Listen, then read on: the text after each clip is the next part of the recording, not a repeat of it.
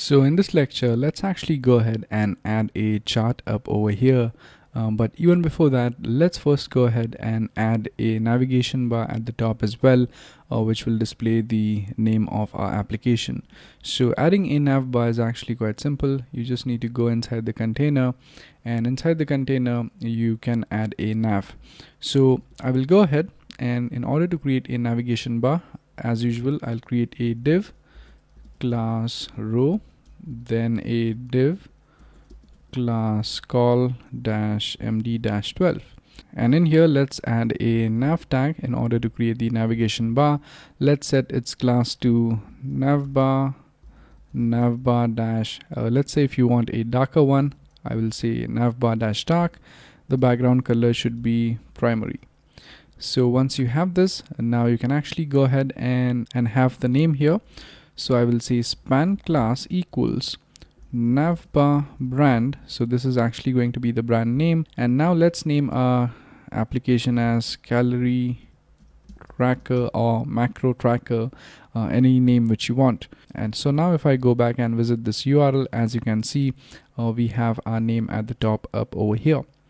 So once we have that, we are pretty much good to go. Now let's learn how to go ahead and add a chart here, which will display the macronutrient breakdown. So here we actually want to create a chart which will display the macronutrient breakdown, and that macronutrient breakdown is nothing but it's actually going to be the percentage of carbohydrates, proteins and fats in your diet. So even before we start creating a chart, let's actually make a nice looking container for our chart.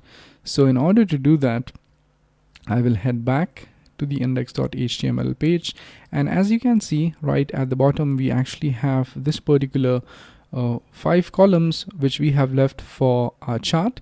So in here I will create a div. So I will say div, let's name this class as nothing, and let's just have some heading here. So I will create a h4 tag, and I will say today's breakdown, and right after this div tag ends, I will create a card here which is going to be a card header.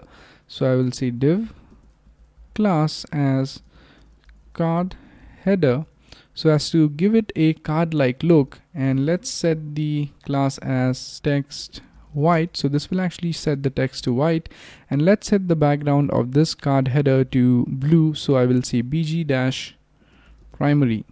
So now in there I can have another heading which is h4, and I can say macronutrients breakdown. So apologies if the spelling is not correct. And now once we have that, let's see how it looks. So if I hit refresh, as you can see, it says today's breakdown and macronutrient breakdown. So now once we have this, let's actually go ahead and create a column here so as to hold our chart. So I can say div class equals call -md-12, so as to span the entire 12 columns, and in here we will create a chart using chart.js library. So we will continue adding this chart in the next lecture. So thank you very much for watching, and I'll see you guys next time. Thank you.